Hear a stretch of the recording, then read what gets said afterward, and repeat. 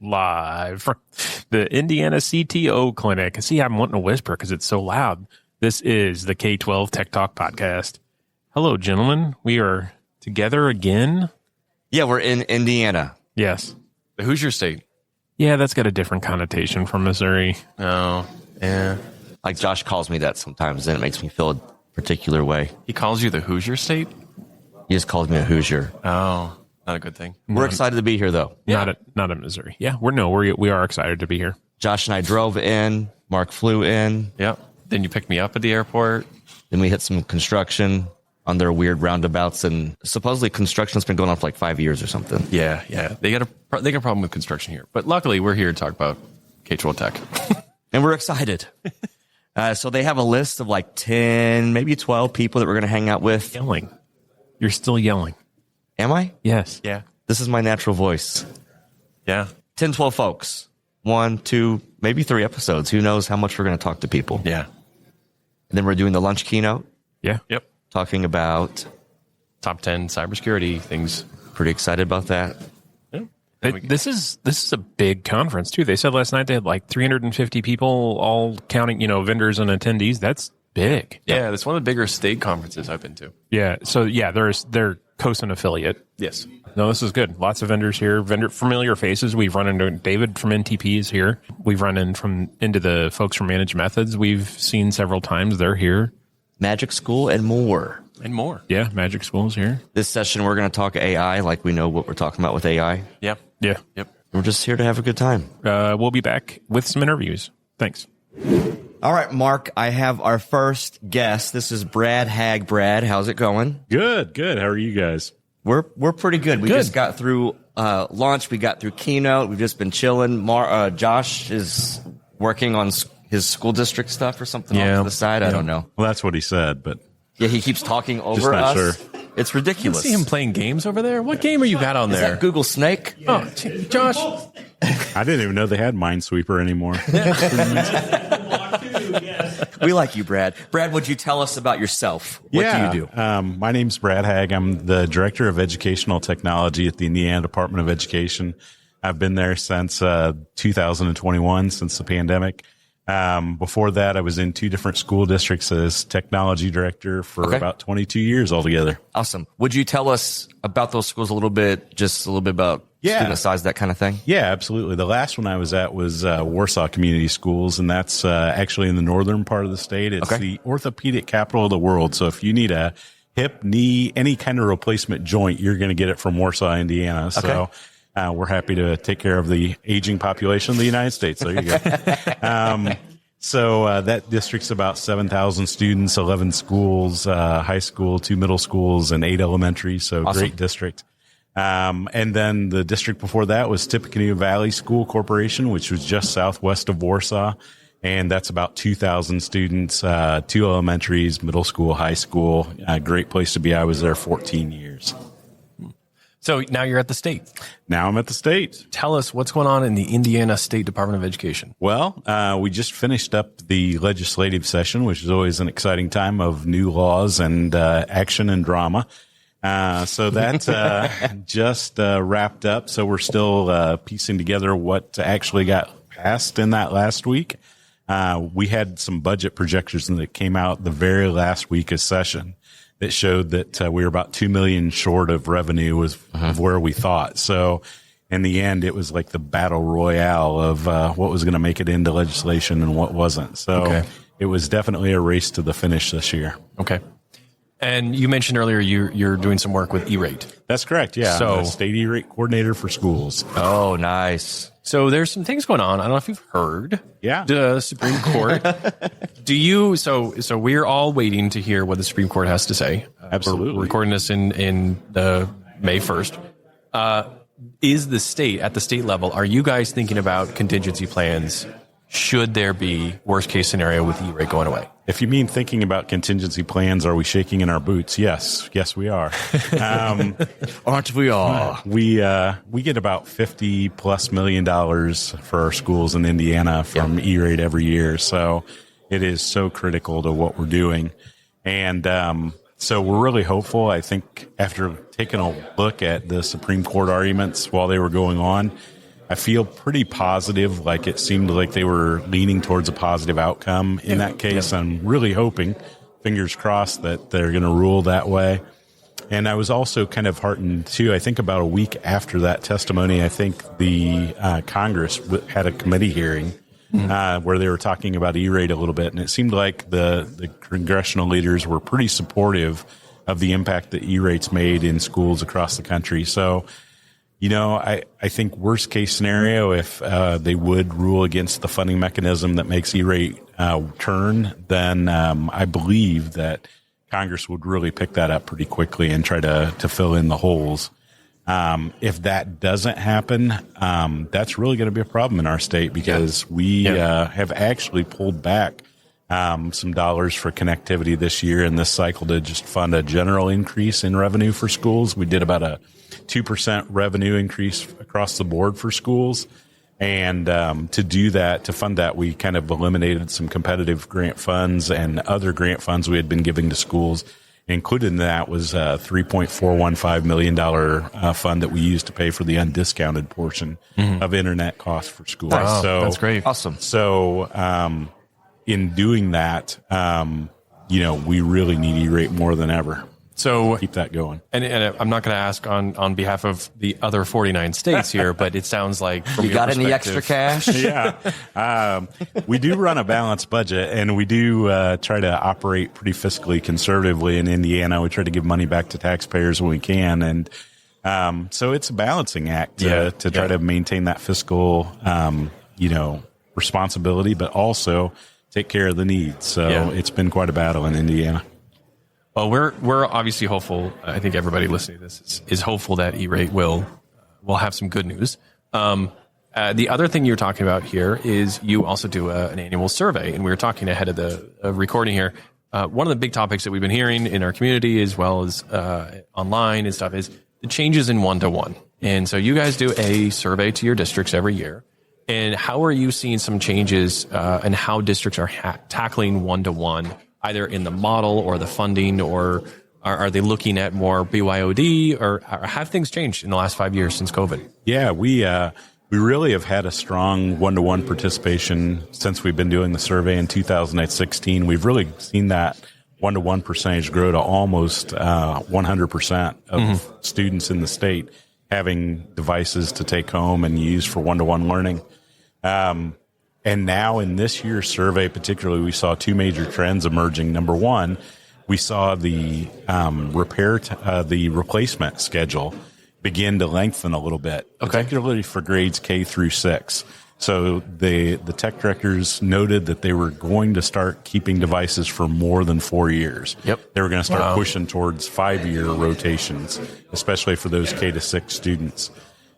We also, for the first time, saw a contraction. We actually dropped down into about the 93% range of one-to-one for all grade levels. And that's the first time we've actually seen that number come away from 100%. That's super interesting. Yeah. What do you think are some of the reasons behind that? Yeah, I think it's definitely some of the funding pressures. In Indiana, we actually were one of 2 states that had a textbook rental. Finally, still in the United States. So our parents actually paid a fee to rent textbooks every year for their students. So it wasn't completely a free education. They would come back every August and they'd write a check for $200 or $300 to pay for their students' textbooks for the year. And our legislature had actually opened up that funding and allowed us to use it to purchase the technology. So all of the one-to-one devices were purchased with that funding as well. So now that's evolved a little bit over the last legislative cycle. They actually moved it to they eliminated the fee to parents and began picking it up from the state level and set it as a fixed dollar amount instead of districts determining how much money that would be. Okay. They determined how much it would be. So it was kind of in the average. Yep. So some districts lost money, some districts gained a little bit of money, but at the end of the day, they were definitely dealing with a fixed number.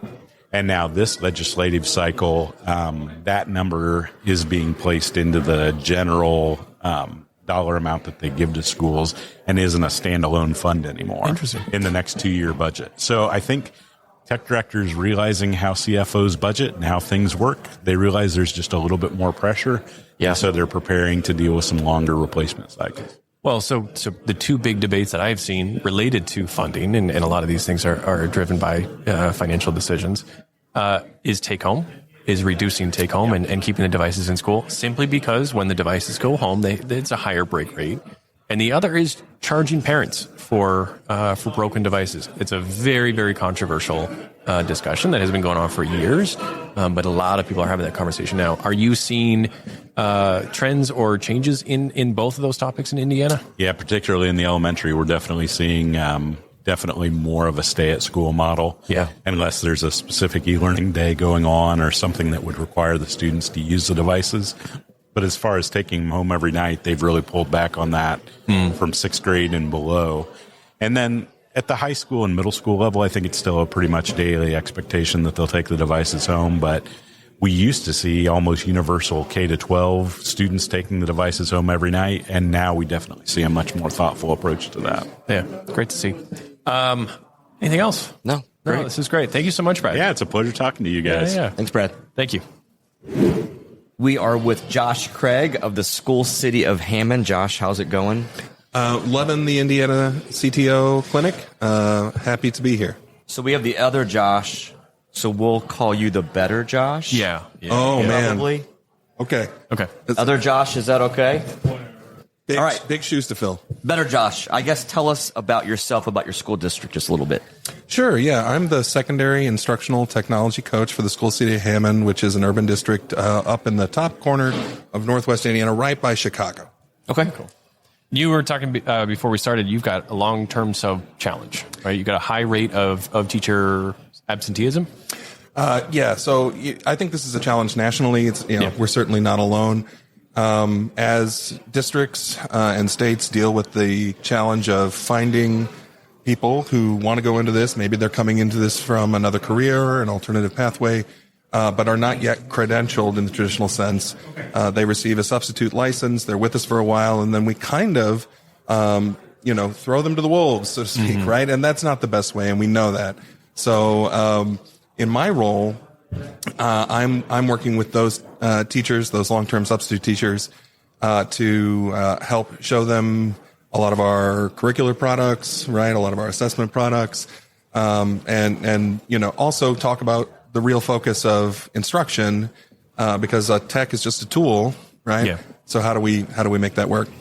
One of the things, this has come up quite a lot, and there's some products out there that help with substitute access, and that's kind of an easy issue to solve, right? You've got a long-term substitute, and it's easy to give them access to a system, either daily or long-term. But the hard part, which is what you're trying to tackle, is after they've got into the classroom, how do you support them? What are you doing to support, folks who are just stepping into the classroom? They may have barely taught, and they're now it's all of a sudden trying to learn all the systems and the tools and the curriculum at the same time as trying to manage a classroom. Yeah. So we wrote a digital learning grant from the IDOE, a competitive grant that we were fortunate enough to receive to directly address that problem. Specifically, my attitude is let's be brilliant at the basics, right? And the basics starts first with what am I teaching? Yeah. We wanted to be thoughtful about the way that we develop our curriculum, and we use artificial intelligence to sort of help us with that load. And so we brought a collection of 35 of our best teachers, K through 9.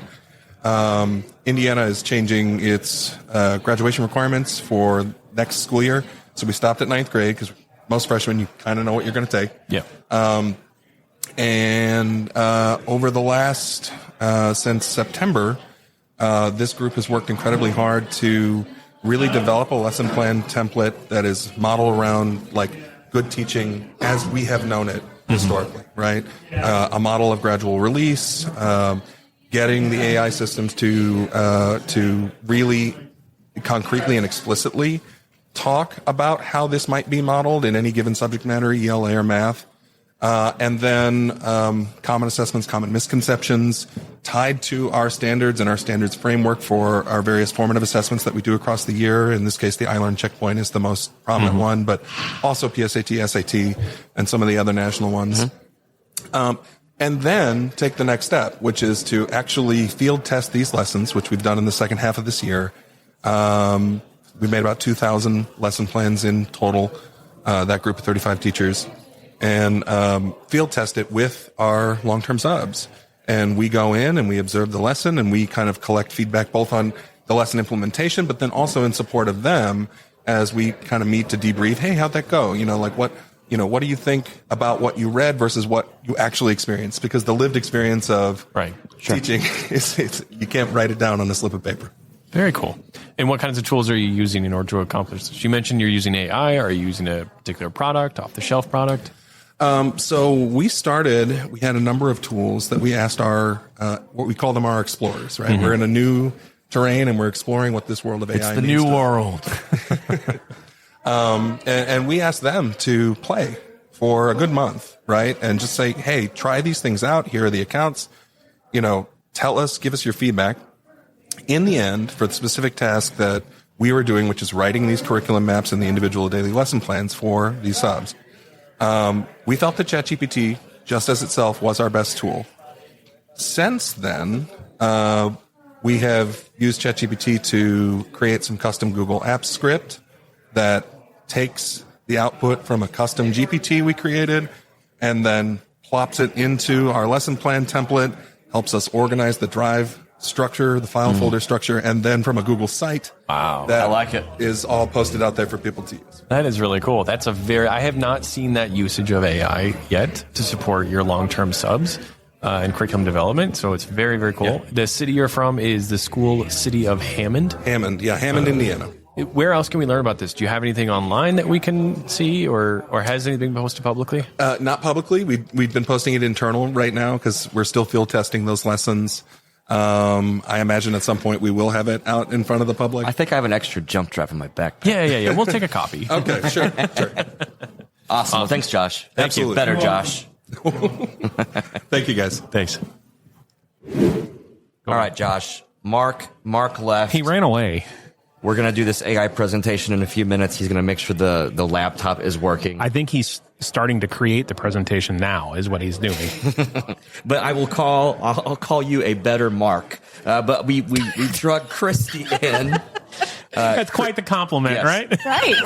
Right. Christy from Carmel Clay. Christy, how are you? I'm great. Thanks for having me. So where in state is Carmel Clay? Yeah, we're just on the north side of Indianapolis. Okay. So up here, where we are. Yeah, we're neighbors to Noblesville. So we're right next door. Yep. How many schools, how many students? Yes, we have about 16,000 students in Carmel Clay. We have one high school with 5,500 students in it, so that makes us pretty unique because it's one single building with that many students, and then we have 3 middle schools and 11 elementary schools. Holy cow, 5,000 kids in your high school. Yeah, it's quite a place. We'd love for you to visit sometime. Do you have more than one cafeteria? We do have more than one cafeteria. We have one specifically in the freshman center, then we have 2 other cafeterias in the building as well. So 3 cafeterias. Yes. Holy cow. You are technology director there? I am. Okay. So we were briefly discussing Windows versus Chromebook versus iPad kind of vibes, and it sounds like your school district came up with some kind of solution to solve that tech question of what is best. You're going to give us all the answers to this. Well, I don't know that I'm going to give you all the answers. So what works for your school district? What do you works have going for on? us? Sure. So what we have created in our district is an initiative, that we're calling Reboot, where we're trying to reboot the classrooms, trying to enable teachers to be more mobile in their classrooms, get away from a fixed desktop. Yep. And so we started that transition using a product called Vivi, which helps the teachers do screen mirroring. But what made that solution work for us is that it can support any OS. So we're using iPads, Chromebooks, in specialty labs. Sometimes we still have Windows or Macs, depending on what different programming is occurring. But every teacher in our district by the end of 26 will have both a Chromebook, a higher-end Chromebook, and an iPad. And we really think that does a couple things for them, beyond giving them mobility, right? It gives them 2 different platforms to present from, 2 different devices they can use. They use their iPad as their document camera. But instead of just having a fixed document camera in their room, now they have the world at their fingertips by having an iPad in hand. So they can use the iPad with a stand, becomes a document camera. but they can also present from it. So if they have slides that they want to share in their class, or if they want to take them to a specific website or use a specific app, they have that capability. And then they can jump over to their Chromebook if they want to do some teacher task, or they can present from their teacher Chromebook as well. So it gives them 2 devices rather than just a fixed document camera in their classroom, really extending their possibilities. What did they have for teacher devices before you started this initiative? Yeah, before we started this initiative, we had fixed teacher desktops, Windows devices in the classroom.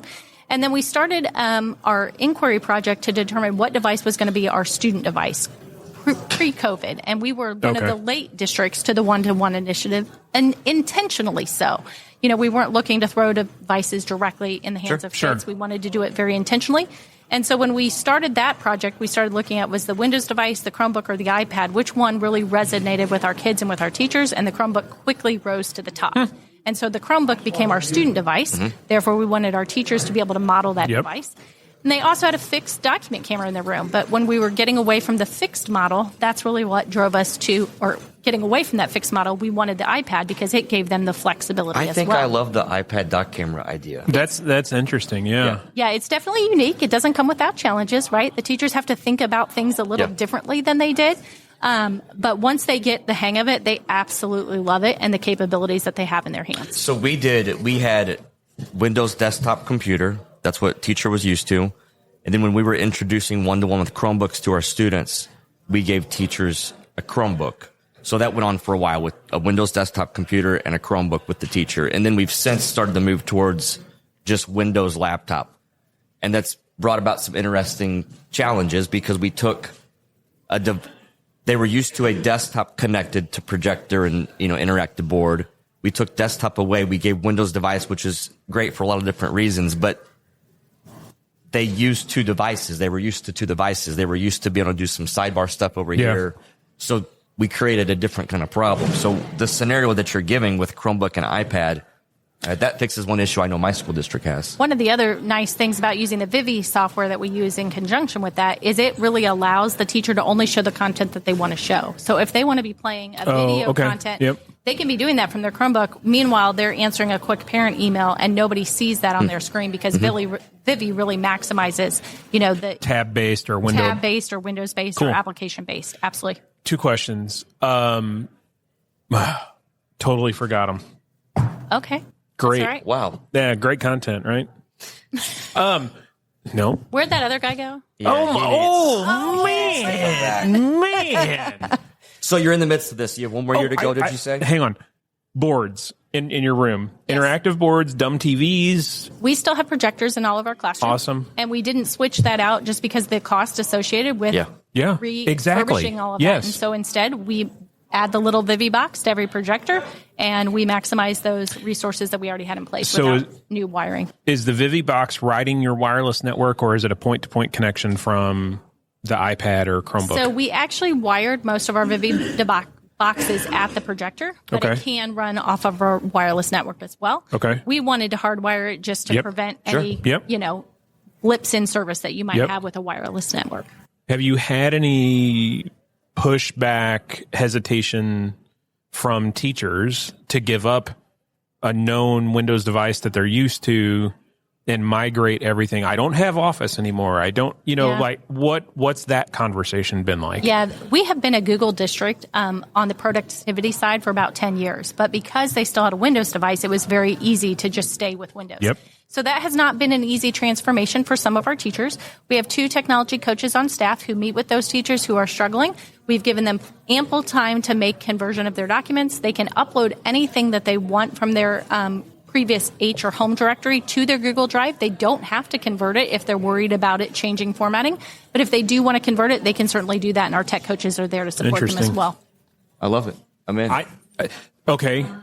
Teacher calls in sick. Yeah. What happens if the teacher has her iPad or their iPad and Chromebook at home? Yeah, so that was another thing we had to consider. One of the other things that makes us a little unique is that we have jumped on board and given every one of our substitutes a network account.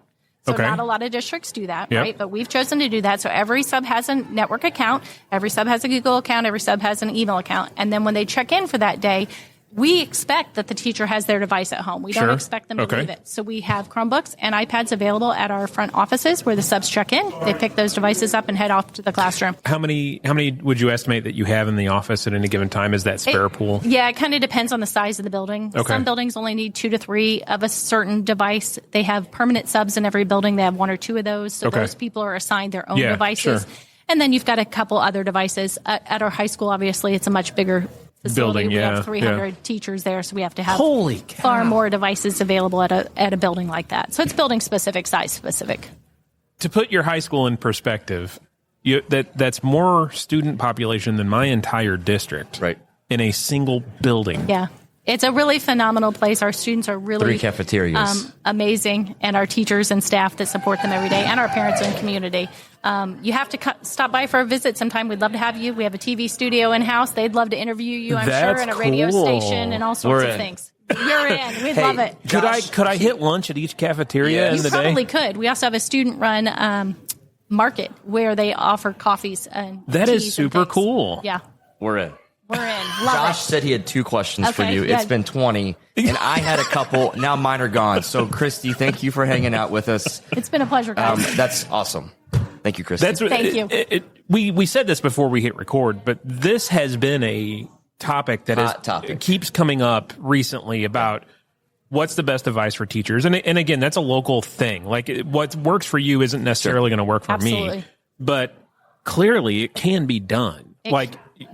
Teachers can adopt a Chromebook as their primary device. It clearly can be done. Yes, and when we first kicked off, we didn't buy a higher-end Chromebook device, and that was one of our fatal mistakes. That was one of the things I was going to bring up. So we did go with a higher-end device as we rebooted the classrooms, and so those devices have been far more sufficient for the teachers. Yeah. In fact, our assistant director of technology is here today as well. That's her primary device. She runs a Chromebook as her primary device. Mark, that's his primary device, but it is one of those higher end Chromebooks. Yes. There's been great debate on K-12 Tech Pro, on K-12 Sysadmin subreddit. Us last night, we were arguing about a Chromebook Plus, if it's worth it or not, you know, that kind of bit. So are you buying Chromebook Pluses then? I don't know that they're considered Chromebook Plus, but they're definitely a higher end Chromebook. Yeah. Interesting. Yep. Fascinating. And we did leave Windows devices in our business labs. In our communications labs, we still have Macs there because we believe that's the industry standard in those places. So we still have very intentional devices where they need to be. Mm-hmm. But for day-to-day operations, the Chromebook is absolutely able to do what we need it to do. That's really cool. Great conversation. Awesome. Love it. Thanks, guys. Thank you, Christy. All right, we're here with Bill Stein. Bill, we actually met you a few minutes ago. You did the intro for our keynote. I did. And you told an amazing story. And we got to talk to this guy a little bit more here. Tell us about what you do and where the story came from.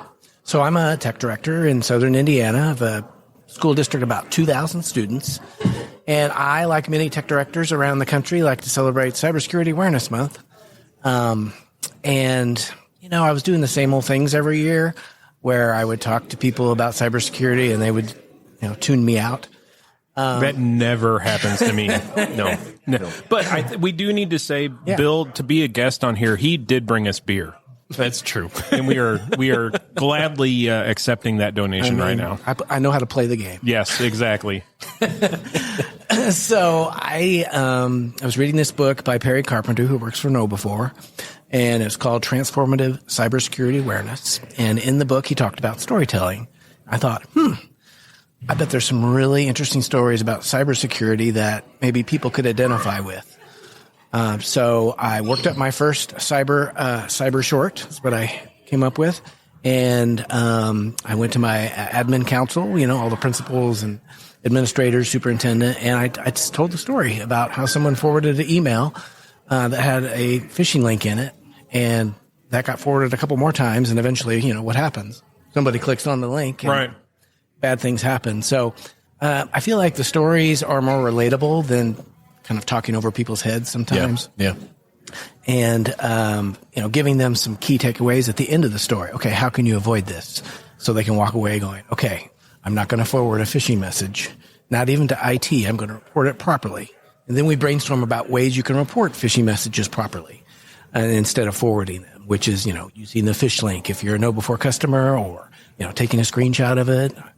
other ways. I was given this talk to Kiwanis, which is, I don't know if you know what Kiwanis clubs are. Mm-hmm. Yeah, it's mainly, almost like 70-year-olds, really old. Something to do on a Tuesday afternoon. Yeah. So I told one of the stories at this Kiwanis, and this, I was like, can anyone think of ways that you could report a phishing message, properly without risking anything? And this old guy gets up and he goes, you can print it out and you can hand it to the IT people. And I'm like, yes, sir. Yes, you can. I would have never thought of that. Nope, because I hate printers. We all hate printers. Yes. So I was looking at your website. You've got a number of free videos out there for folks to go and check out and use. The website is cybershorts.org. And all the videos, it looks like 5, 6, 7 minutes at most. Yeah. Try to keep them short because people's attention spans are short. And then also on the website, there's slide decks that go along with the videos. And because I feel like the stories are more impactful if you tell them in person. Sure. But not everyone works for tiny school districts. And I realize you can't go talk to everybody. So that's what the videos are for. That's awesome. Yeah. That's really cool. Cybershorts.org. You've got, it's half a dozen or so videos out there. And people can probably reach out if they've got other stories. How do you get your stories? So, yes, I have a feedback form that is on the website. And one of the questions is, do you have an interesting story? Follow all the influencers on cybersecurity awareness. Yeah. On LinkedIn. Yes, Josh is an influencer. Do you follow me, Bill? I know you're an influencer because thank you, Bill. I listened to your last podcast. That's the only way I know. Oh, Bill. It's fine. It's the only way anybody knew. But yeah. You know what? I've got some stories that I can't tell publicly, and man, I'm going to have to forward them to Bill, and you're going to have to make them into a video. Yeah. Now, sometimes I can change the names to protect the innocent. Oh, yeah. My fourth cyber short that's on the website actually happened to a school district here in Indiana. I changed all the names. Sure. That's awesome. So, yeah. And super interactive. It looks like a lot of like AI generated artwork and stuff to go along with it. Yeah. So. And like anything, I'm getting better every time I do it. The graphics are getting better. My production quality is getting just a tiny bit better. So I thought, the first one doesn't have to be perfect, but it just needed to get started. No, that's awesome. That's really cool. Yeah. So cybershorts.org, check it out. Free videos that you can use within your district. That's right. Anybody can use them. It's a public service announcement for the greater good. Awesome. Thanks for joining us, Bill. Yeah, thanks for having me. All right, this is Darlene Kennedy. Darlene, how's it going? It's going well. I'm enjoying my time here at the Indiana CTO Clinic. Well, Bill was just here, and he said you got to get Darlene. So you jumped into the hot seat. So we're excited to talk to you for a few minutes. Real hard to follow up Bill Stein, that's for sure. He's a legend. We were told that Bill Stein is going to be introducing us. We didn't know who Bill Stein was, and then we had to do some research. He's a local legend. Yeah, for sure. So let's talk about the 1970s. Let's go way back. Can you tell us what organization are you with, I guess is the first question. Sure. So currently I work for Northern Indiana Educational Service Center. We are one of 9 service centers in the state of Indiana. Okay. The state's broken up into 9 regions, not equally square mileaged, I would guess would be the best way to say it. But yeah. And what are these organizations doing? Starting with the 70s, this is where Chris was going to. Yeah, absolutely. So back in the 70s, the service centers were weaved into legislation to be an extension, regional centers that would support school districts through different services that they would need, whether it's buying school buses, doing purchasing, tech support, even way back then when, school districts maybe just had 1 or 2 Apple computers way back then, if you remember those. They would support school districts in various service areas. Okay. And so as time went on, every school district had the opportunity to utilize the services through these service centers, and then something changed. Yeah. So way back when it all began, all service centers were state funded. So money coming from the state would, go to the service centers, and that's how they would have their operations budget to be able to provide services to school districts. 2008 comes around, things get a little bit tight. We have to make budget cuts, and the state cut direct funding to service centers. So service centers had to get really creative with providing services that school districts really were looking for in order for them to pay a direct membership by choice rather than being forced into paying for a membership. So I believe the current rate right now is 93% of all school districts in Indiana are a member of a service center. Wow. Yeah. So if I'm a school district in Indiana today and I use a service, like what am I getting? Sure. So first and foremost, I'd like to say we have like cooperative purchasing services. So we have procured contracts where you can go out and just purchase 300 Chromebooks. Saves you the time. Say you're doing a very large purchase, over $150,000, whatever it is. Because these vendors have been officially procured through an RFP process, just like the state does their own, our members are able to take advantage of that without having to do all that work of their own RFP.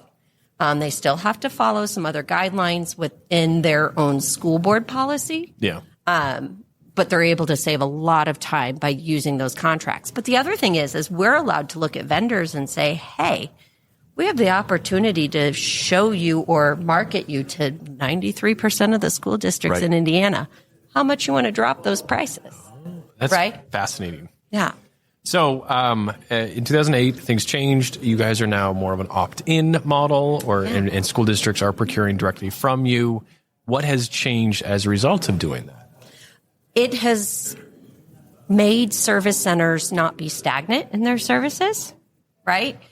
We're working for those school districts. We are making sure that what we're doing is what they need to save money, provide excellent classroom experiences, and we need to stay ahead of legislation. We need to know what's coming down the pike to our school districts so that we can make sure that we provide professional development, that we're able to provide cafeteria service, lunch programs. One of the biggest things we do at our service center is we have a great food services program. They go out and do milk bids.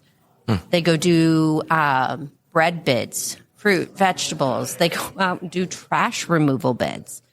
We had one school tell us they saved in the tens of thousands per year on their trash removal costs because they utilized our contract, because we said, hey, we'll get you into 20 school districts in the Northwest area. What you going to do to that price, and how are you going to elevate their service? How are you going to put these school districts number one? Very cool. Now, you obviously have a role in technology, and so what's your role here at the CTO Clinic? So at the CTO Clinic, I am very proud to say that I am the Indiana CTO Ambassador. Oh, nice. So I went through with the 2023 cohort. We had the in my opinion, we had the strongest cohort. Like, we look forward to seeing each other at this conference every year. We take pictures together. We sit at Top Golf together. But there were 14 of us in our CTO to be cohort through the Indiana CTO Council. And I believe all but one of us passed our exam. That's great. Because we worked together. So I carried that forward. I wanted to help other people in the CTO to be cohort. I wanted to help them pass. So I help them with study sessions.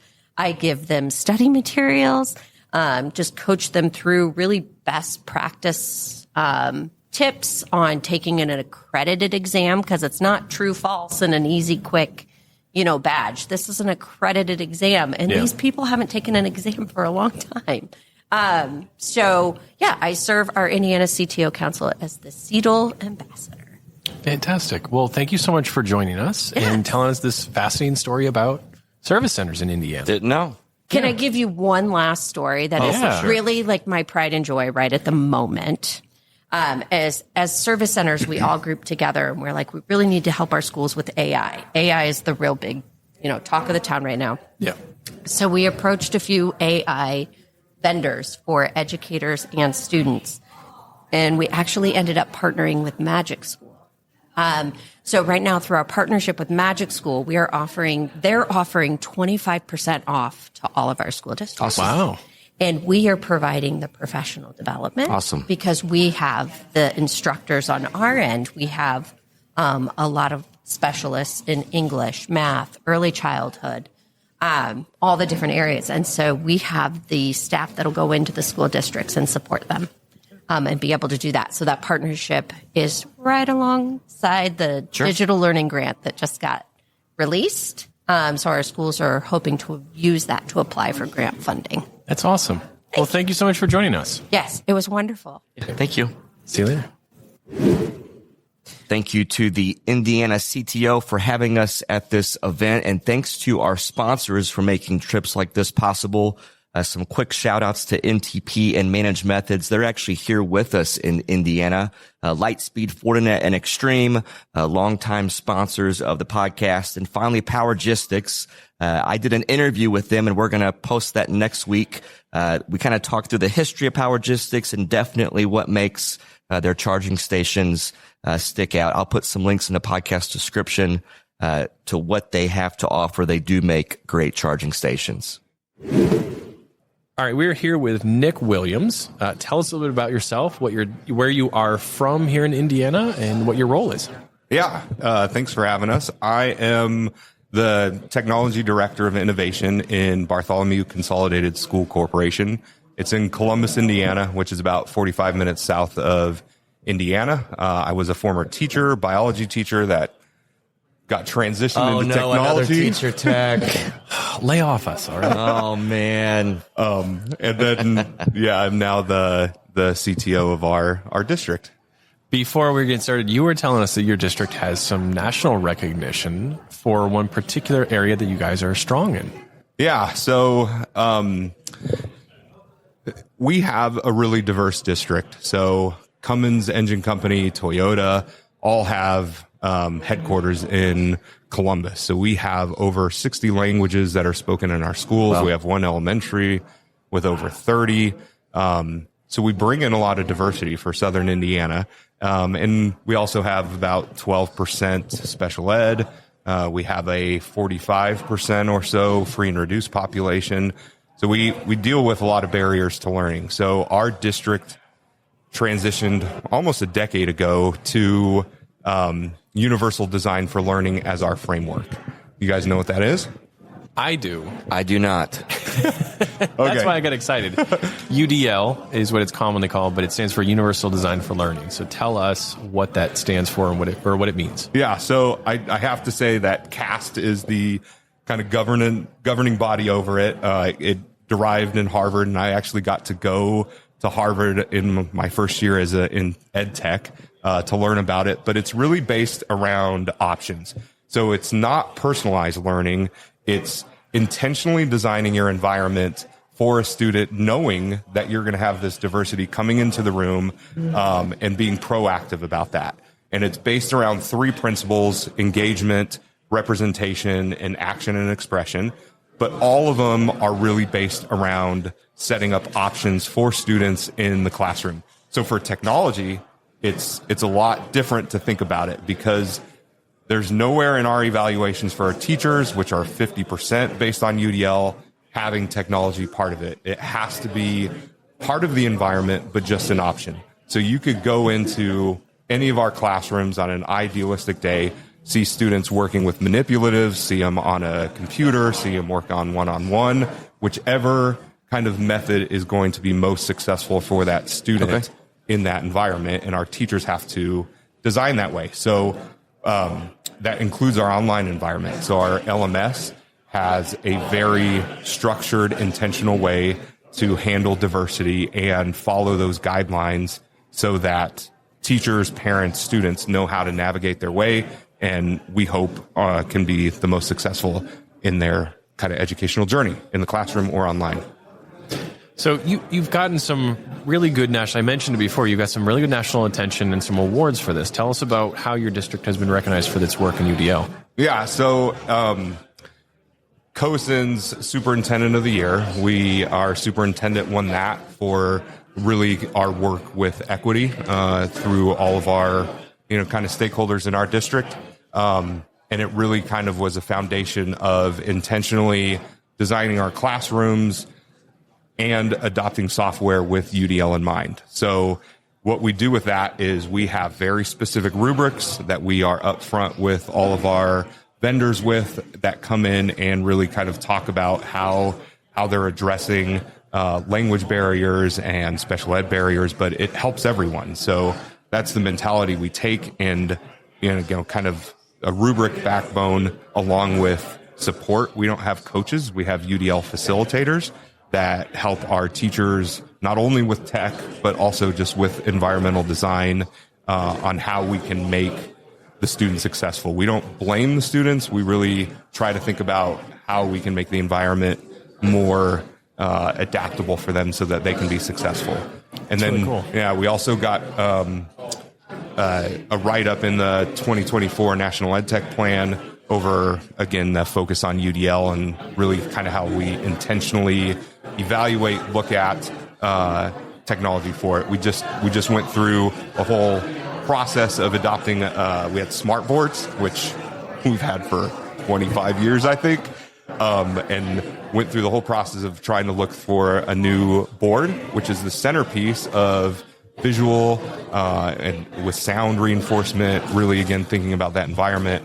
And that's just an example that took, very specific kind of rubric and rules to pick a new board, and it's been an interesting process. Very cool. If somebody wanted to learn more about UDL or Universal Design for Learning or your district, where should they go? So our website has a lot, or our technology website. So it's bcscschools.org and /technology. We have our tech plan and rubrics up there. But I would encourage people to go to cast.org. So they have numerous resources. It's education based. So we don't have a lot of peers that we collaborate with on the tech side through that lens.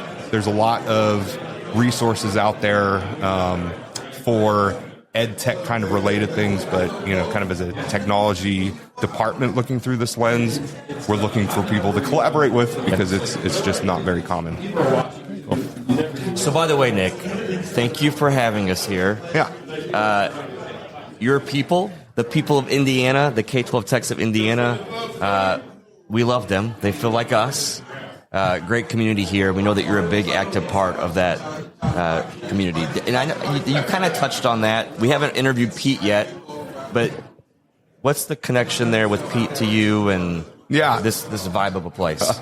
So Pete started our kind of state chapter. And Pete Justice, who I'm talking about. Pete just started our state chapter with two other gentlemen, including the tech director that I took over for. But he was my mentor. Great, obviously. Couldn't ask for a better mentor right out of the classroom. He was a science teacher, too. Oh, my gosh. So really kind of felt like I got off to a good start. He has a CTO to be program that really pairs you with a mentor, talks you through leadership, which I've been able to, kind of mentor 3 other tech directors at this point, work toward the CETL, which I received a few years ago. But our state is super collaborative. Yeah. Our Department of Ed's here. Our ISTE affiliate group is here. It's just a very collaborative group that works together. And Indianapolis is nice because it's central, so it's geographically easy for everybody to get to and collaborate as well. Yeah. Very cool. Thank you very much. Yeah. Thanks for having me. Bye. I am here with Matt and Allie. How's it going, Matt? How's it going, Allie? It's going great. How are you? So they give us this list, right, of these very important people to talk to. Both of you made the list, but interestingly enough, you made the list together because rumor on the street is you're a good collaboration, and maybe you even did a presentation kind of about that bit as well. More than friendship, though, is what we're talking about. So what are we actually talking about? Why would they write your names down together? Yeah, so we've worked together for many years now and blend curriculum and technology together and how we can enhance student learning using curriculum and technology together to support student learning. Okay, so take a half step back. So what school district are you with? Oh, perfect. Yeah, we're with School City of Mishawaka. Okay. How many kids is that? 5,000. Okay. And then who is tech and who is curriculum? So I am curriculum. I'm the curriculum integration coordinator. Okay. And I'm the director of technology. Okay. So my school district, so I am south of St. Louis at a school district of about 2,000. And I like to think that I'm the technology director there. I like to think I have a good relationship with my curriculum director. I like to think that. So steer me a little bit. Tell me about how your relationship works together, how your departments work well together. Do you drink together? We do not. I'm just kidding. That's lesson number one. Lesson number one. That's number one. Lots of coffee. We have invested time in dedicating time to working together. We go to a coffee shop. We have a running agenda that we look at and solve problems together. Yeah. We've also just built a relationship first. Like we really do. Like we do pranks on each other. We talk about what we did on the weekends, what the kids are doing. Like it's everything beside that. We don't just jump right into material or content or hard decisions. Like we really care about what the other person is doing outside of work. We've talked about, in particular at my school district, the maintenance department. It's this guy, John. His desk is but a few feet away from mine. And I'm in a small school district, right? But we can communicate with each other. So when he's hearing about a problem that would be considered a maintenance problem, tech is actually intertwined a lot of times with that. And that scales out to go to curriculum and every other department too. So could you give some examples, I guess, of that, of how that communication plays out well? Yeah, we started with really an app approval process. We started seeing that there was a variety of different applications. Curriculum had a wide variety. Technology needed to look at things from a privacy standpoint, and really kind of dove into that process together to kick things off. Okay. And then on top of that, AI. I mean, teachers want every AI platform extension there is out there. So being able to hear what they need, take it to our technology department, but also discuss it from a curriculum standpoint. Is it going to have student outcomes? Is it going to support our standardized testing scores? Like where does AI land in that, and how can we really use it, but also focus on those privacy concerns? What's the ideal path procedure that a teacher in your district takes to use an AI tool or to use a particular website or app? So we have a published list of softwares and AI tools that we've pre-vetted and have available in the district. So they start there and they look and see if what they are interested is on that list. If it's not on that list, we have a ticket template in our IT ticketing system that asks a few questions. The first one is, does your principal know that this is something you're asking about? Yes. And so it kind of gives us a little bit of that starting point where they're talking to other people before they come to us and before they even request the app. And then we sit down together and we look at it and I say, hey, what's this look like from the curriculum side? Does this intertwine with what you already have? You already have some adopted curriculum tools that have AI embedded in them. Yeah. And if it's like, oh, this is very similar to what we already have from the curriculum standpoint, they kind of redirect them to that platform. And if it's not from the curriculum standpoint, it's something that's going to enhance that and go beyond what they already have adopted, then we look at the privacy components and how that AI is used. What are some other questions on there? Like, do you require single sign-on? Do you require rostering? Are there other things on there? We look at. Not everything's going to work out with rostering, and not every platform is going to require rostering. And I really feel like if the teacher understands that that's something that they're going to have to do manually, if it's going to be small scale, like it's only one class with 20 some kids, I don't know if it's worth setting up all of the rostering platform on the backside to support that. So they can manage that a little bit on their own. So teacher knows where to go. They look and see, here's the approved resources. If not, fill out ticket. One of the questions is, does your principal know that you're even trying to do this? Yeah. So go through some tech department vetting, and then you meet with Allie and say, is this going to make sense in the classroom? Does this align with curriculum? Yeah, so I'm actually an agent in our ticketing system. So that ticket goes to both of us basically at the same time. He can do his side of things and I can do my side of things, talk to who I need to talk to, and then we can either come together and talk about it, or we can just have that conversation in our ticketing system and determine what's best. So it doesn't have to happen as a sit down if life's busy. Is the ticketing, is that all classroom issues come through that ticketing system? Is that how that works in your school district? Yep. Yeah, ticketing platform lands everything. And in fact, next school year will actually be our facilities as well, going through that same ticketing platform. Cool. So it'll be kind of the one-stop shop for any help needs in the district. and we can, you mentioned that facilities and IT work closely together. Yeah. Sometimes those tickets go to the wrong platform right now. And so we'll actually be able to swap those. So we have a funny thing in my district with my curriculum director and I. So I do like I would say I'm the Infinite Campus person, and then the Clever person, and the Google Admin Console person. But then she is over, say, the 20, 30, 40 apps and websites that were, she's also PD. So she's taking care of the curriculum side of the house and PD. But I'm handling the rostering. But I don't necessarily have access to the admin consoles of those particular apps and websites. Mm-hmm. So sometimes a ticket comes to tech, and then I point my finger at her because it's going to be on her end. And then sometimes it comes back where she points back at me, where it's something with an Infinite Campus thing, whatever. I say all that to say we have different ticketing systems and different ways that teachers reach out. So it's fragmented like that. So I think that's awesome that you guys are literally seeing that same ticket, that same issue come in, and you're going to tag team on it. Hey, this is going to be my issue, not yours, kind of thing. And that same thing happens with us. We can get a ticket in about a curriculum platform, and I'm going to do my side and see what I can find on the platform. If I can't find anything, I'm going to send it back to our sys admin. Great. They're going to look at that and send it back to me if they can't find anything. So it's easy for me to click the button and send it off to someone else. Awesome. I think the big word here is communication. You guys have great communication and a relationship between the departments, between the different areas. That's awesome. All right, Matt and Allie, anything else? Coffee. You mentioned coffee. Lots of coffee in the mornings, and make sure that we get that going before. Awesome. Well, thank you so much. Thank you. All right, Pete. Pete, you are the one who, when you sat in the chair, multiple people walked by and said, "You got the legend. You got the." So you are a legend here in Indiana. Tell us about who you are, what your role is, and why you're here. Yep. Well, my name is Pete Just. I have been in education since I got out of college, I guess. Classroom, then technology leader, and left a couple of years ago from my district that I've been in 24 years as CTO and COO.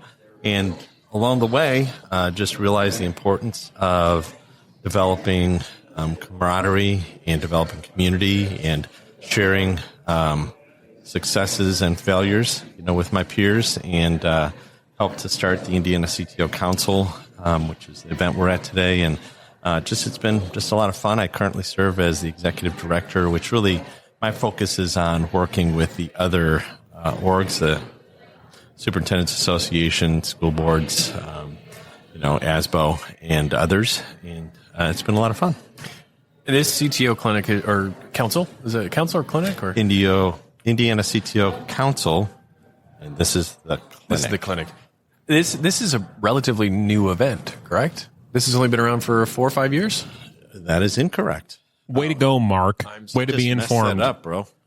Where did you get your information? You're going to run Pete off. I know. I'm sorry. We actually started the very first one the first year that we had a chapter, and that was held at a high school. They had just finished a renovation, and we did it, in the high school.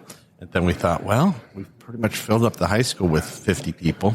So let's go ahead and find another place. And, eventually we've gotten to this place. We just moved to this location this year. What was what year was the first year? I don't know. I think maybe that was 13 years ago. Okay. Very cool. And what else do you do? So you retired from your district, and what else are you doing outside of with your time? You're staying busy. Yeah. I've been working a lot with COSA National. First as their subject matter expert, which was their way of saying, "Will you help us for free?" And I said yes.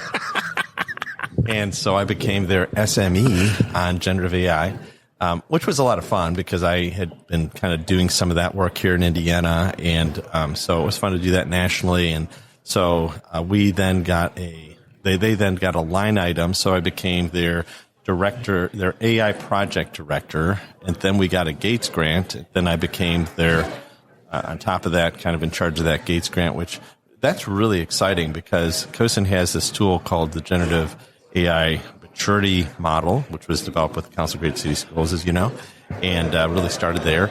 And so we have been working to try to build out capacity so that, COSIN serves a lot of medium, large districts, not so much the small ones very much. And so we're starting to work with AESA, the Ed Service Agencies Association, to provide these trainings for school districts across the country to be able to help their school districts know, like, okay, what's our current state in regard to adopting AI across all areas of the district, not just academic, and what's our future state? How do we build the roadmap to get there? And, of course, our good friend Tom Ryan has been doing that work for quite a while, so he's a big part of it as well.